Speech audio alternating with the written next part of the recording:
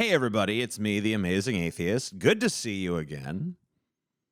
Florida was recently devastated by Hurricane Ian, which caused billions of dollars in damage, and it cost over 100 people their lives.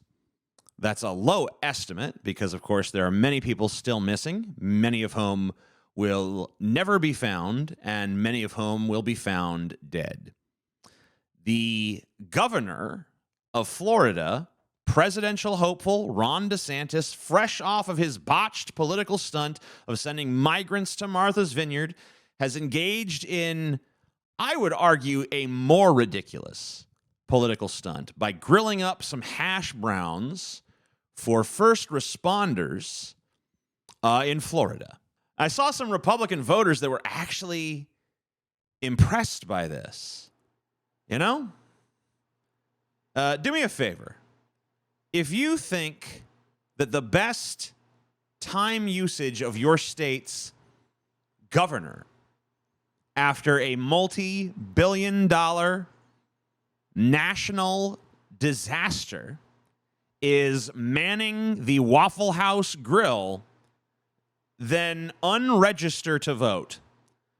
Call the voter registration offices, let them know that you are not a serious person, and ask them to kindly remove your name from the voter rolls for now and forevermore. Because, first of all, how does one believe for a second that this idiot can even grill up a decent hash brown, right?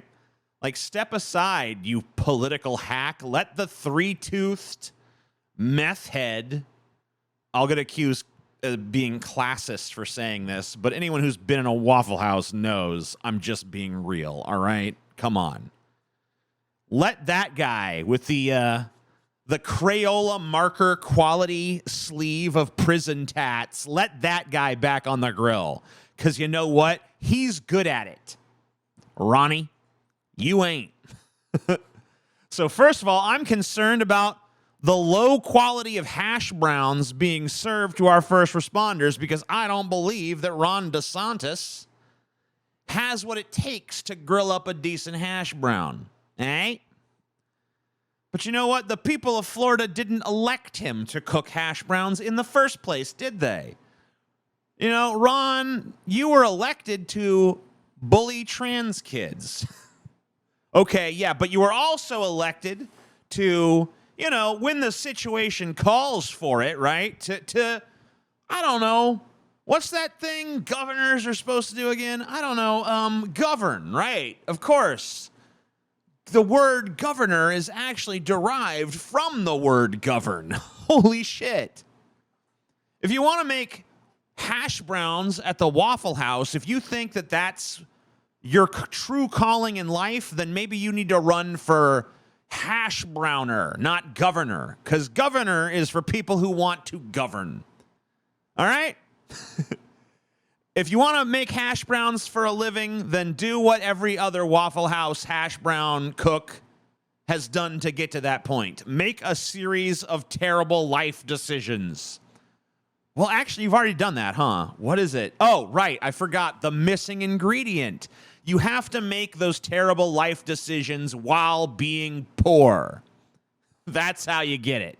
That's how you get the coveted, you know, hash brown maker job, you know? This sort of a publicity stunt by DeSantis really is a story to me of ups and downs. As in, the people who eat this garbage up are the same people who are bringing this country down. The Republican brain doesn't exist, but if it did exist, at this point, it would really only understand symbolism. That's how we arrived at this point where Ron DeSantis cooking hash browns for first responders, which is a symbolic act that doesn't actually do anything, that has more weight with people than the pragmatic act of him, I don't know, doing his fucking job. But let's not talk too much about Captain Ron, you know? We can talk about him a little bit more when he, inevitably becomes the presidential candidate for the Republicans in 2024. Unless, of course, they can manage to find someone, I don't know, dumber and more repulsive than Ron DeSantis. I don't know. Is Andy Dick out of jail yet? They wouldn't like him. He's a little too flamboyant, you know what I mean? Let's change subjects here. Let's talk about moral clarity. Because I saw an example recently of moral clarity. Let's talk about a man who looked at the horrors of the world, who looked at the evils of the world and figured out which one is maybe not the top evil, but among the top evils of the world. Let's talk about Matt Walsh, who recently tweeted, "I believe that gender ideology is one of the greatest evils in human history. There is nothing they can threaten that would make me back down from this fight.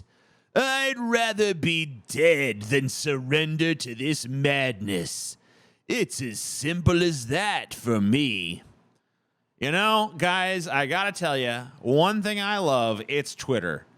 Twitter, where I got banned from my main account for an ironic usage of the word gringo, which is not, by the way, a slur. It's not a slur. It's just a term that means non-Hispanic. It's no more offensive than a Jew using the word Gentile. It just means not Jewish. Gringo just means not Hispanic.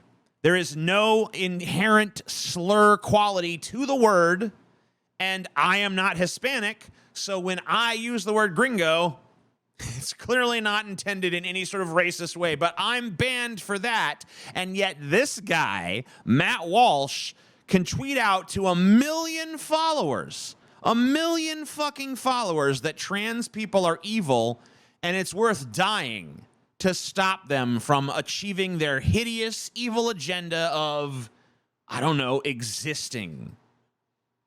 And then these right-wingers act like they're so censored by big tech. Oh, they're censoring me. 20,000 people have liked this tweet. And by the way, an insane amount of them, I went through and looked, an insane amount of them have transphobic bullshit right in their Twitter descriptions. Like, that's how important it is to them. Where, like, when it comes time to describe themselves to you, like, hey, here's my bio. I hate trans people. That's pretty much me.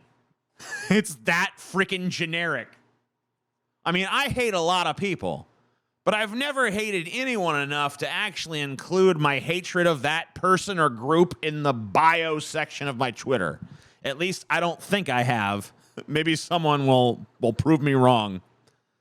Like, think about how stupid transphobia is for a second, okay?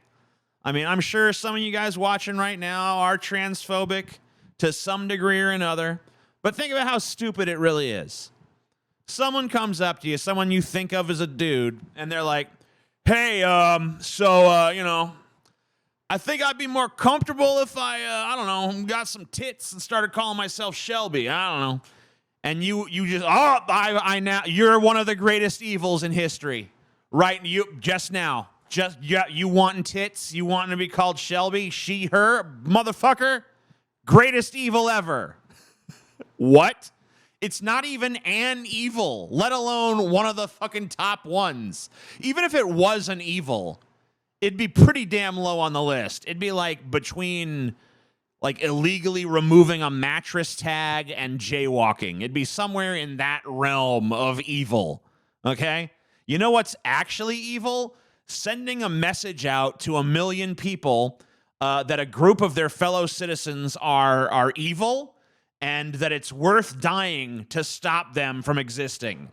Like, okay, let's just change one word in this tweet, okay? One word, that's all we're going to change. And you just tell me if well, here it is.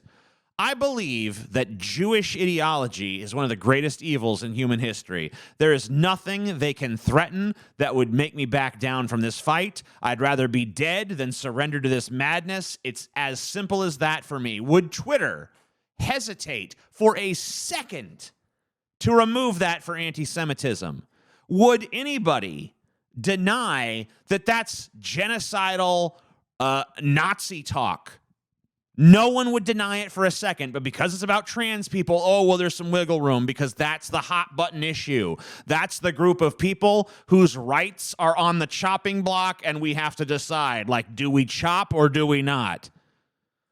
I do agree with one thing Matt Walsh said. He said he wants to die for what he believes in. Well, I'm finding it very hard to see a downside in that. So, hey, you know, more power to you on that one, bud. Maybe you should hook up with that Jeff Dahmer guy that everyone's got renewed interest in because of that one Netflix show. What's it called? Berkowitz, I think. Anyway, a lot of the families of Jeffrey Dahmer's victims have said that the show is, and this is the first time I've ever heard this word, re-traumatizing. Re-traumatizing, you know? A few of them have even hinted that, like, maybe they ought to be cut in on that revenue, you know? Like, oh, yeah. My brother was eaten by a cannibal, but at least I got that AdSense check. I don't know. My question about this whole re-traumatizing thing is like, hey, guys, I don't know if you've ever seen this movie, but it's called Every War Movie Ever Made. Because I'm pretty sure there's more dudes out there with PTSD from war than there are people out there with PTSD from the time, you know, Jeffy D almost nommed on their booty meats or whatever the hell, you know? I call him Jeffy D, you know? We're tight. I mean, we were, you know? I've never heard anyone say we shouldn't make war movies, though. In fact, you know, usually they're pretty acclaimed. I get shit for not liking those movies, not because they're traumatic, just because to me they're boring. And maybe it's a controversial opinion to have these days.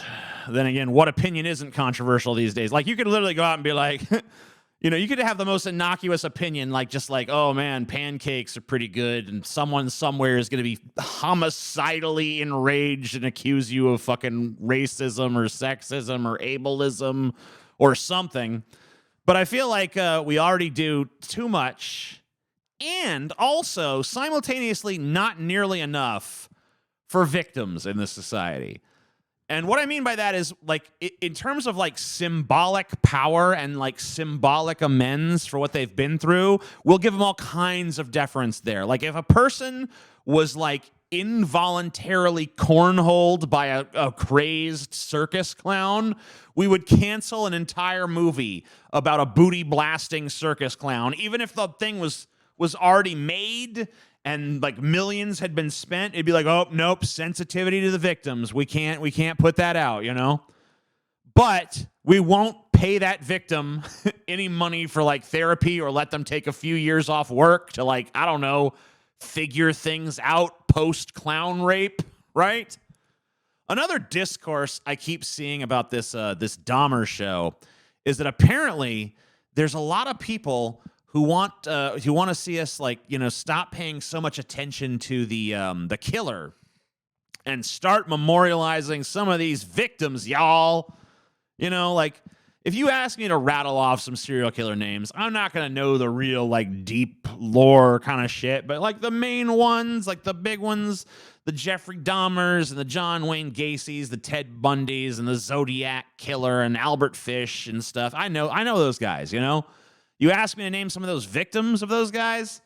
I remember that one of Albert Fish's victims was named Grace Budd, but that's only because he wrote a doozy of a letter to her mom. And, you know, once you've read that letter, you probably ain't going to forget it too easily. But this memorialize the victim stuff, it's not new. It's not like the first time I've seen it. You know, we're always going to be... Here's the thing I think people need to understand about this whole, like, look at how we pay so much attention to the killer, but so little attention to the victims. Here's the thing. We are always going to be more fascinated by aberrations than we are by adherence to the norm, okay? So, like, the real problem these days is that people view attention as a form of currency. So when they see all this attention being given to Jeffrey Dahmer, they almost view it as like, this is a reward that he is getting for killing a bunch of people. Well, let me remind you, Jeffrey Dahmer led a miserable life of depression and despair and lovelessness, and then he was brutally murdered, okay? Like, his life is not some grand narrative of success and beauty and wonder, okay? He's not a fucking figure to be emulated or cared about in a, you know, like, you could care about him. I'm not saying totally dehumanize him. I don't believe in that. But what I'm saying is, like, you know, it's not a happy story, all right? He didn't get some great reward for being a serial killer. He's notorious because he killed a lot of people, but it's not a freaking prize, all right? Just like the obscurity of the victims is not a punishment.